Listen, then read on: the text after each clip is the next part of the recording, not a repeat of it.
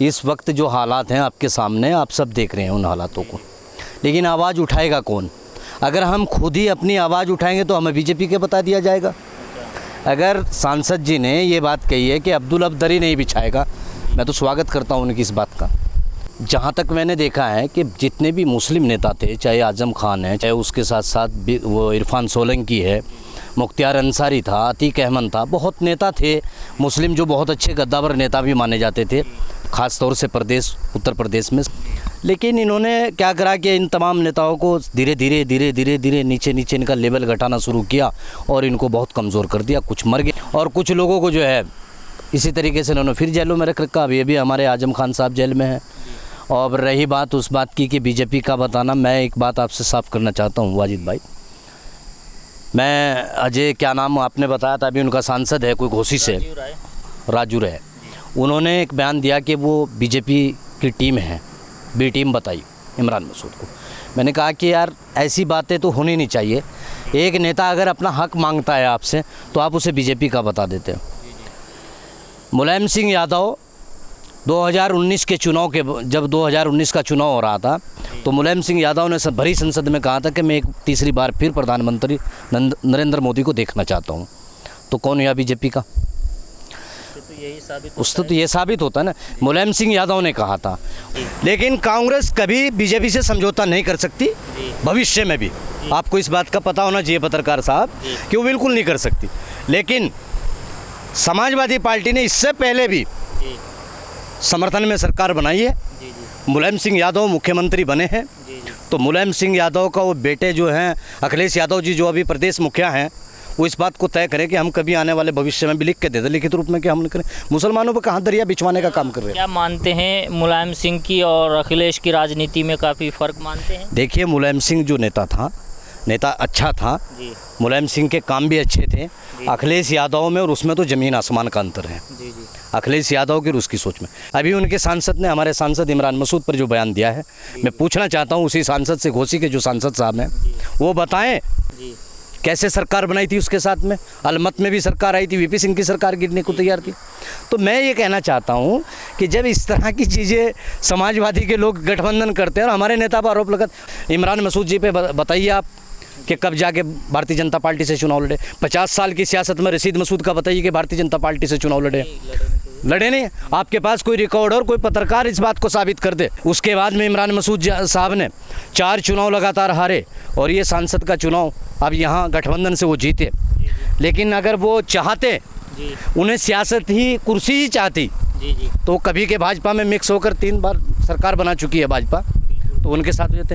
लेकिन समाजवादी पार्टी ने कई बार ऐसी स्थिति दिखाने की कोशिश की कि मुसलमान को 2 धड़ों में, क्योंकि मुसलमान पे बोलने का खुल के काम ही नहीं किया अखिलेश यादव ने।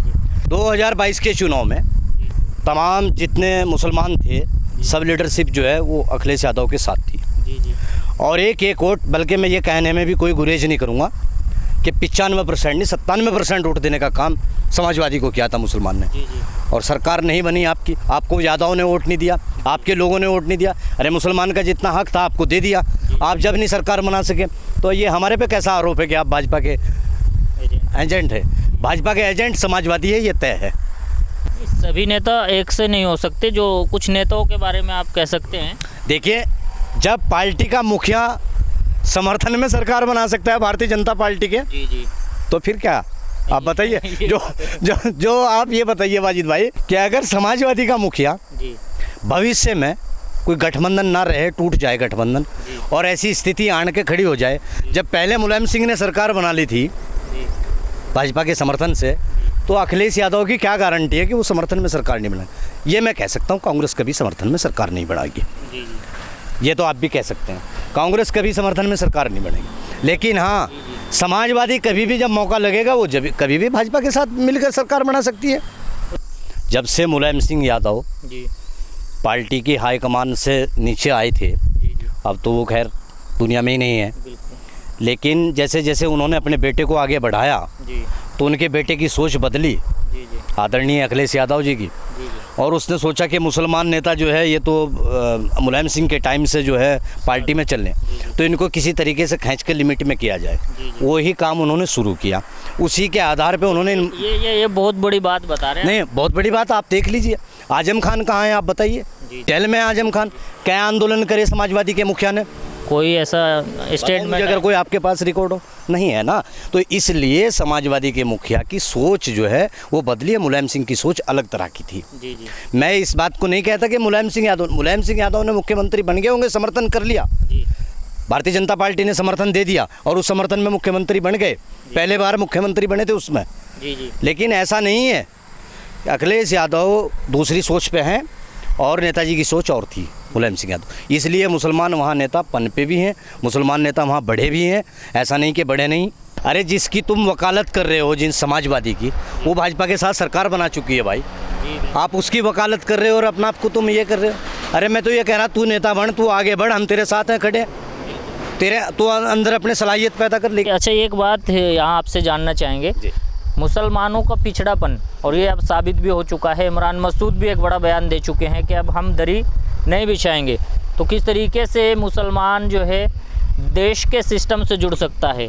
क्या इसके लिए पढ़ाई बेहद ज़रूरी है? बेहद ज़रूरी है। जी जी, शिक्षित होना बहुत ज़रूरी है। अपना हक छीना जाएगा, बिल्कुल, ऐसे कोई नहीं देगा। ये बात आपने बहुत अच्छी कही है। अधिकार जो है हमारे, जो हमारे हक हकूक हैं, उनको हम छीन के ही हासिल कर सकते हैं। मांगने से तो मिलेंगे, मांगने से नहीं मिलेगा। जी जी। तो मेरा कहने का मतलब ये है कि हम पढ़ें लिखें, हमारे बच्चे पढ़े लिखे। अगर हम ऐसे रह गए तो दूसरा, हम अपने बच्चों पे ध्यान दें, हम अपने बच्चों को पढ़ाएं। जब तक शिक्षा हमारे पास नहीं होगी, शिक्षा का एक बहुत बड़ा केंद्र है। अगर हम शिक्षा हासिल करेंगे और अपना हक मांगेंगे तो सरकार को भी, सिस्टम को भी झुकना पड़ेगा, अगर हमारे अंदर वो कुव्वत है। तो मैं अपने लोगों से यही कहूँगा, अपने बच्चे को पढ़ाइए, आगे बढ़ाइए, और सरकार से हक तो हम खुद ले लेंगे, कोई ऐसी बात नहीं है उसकी। तो क्योंकि जब हम उसके लिए शिक्षित होंगे।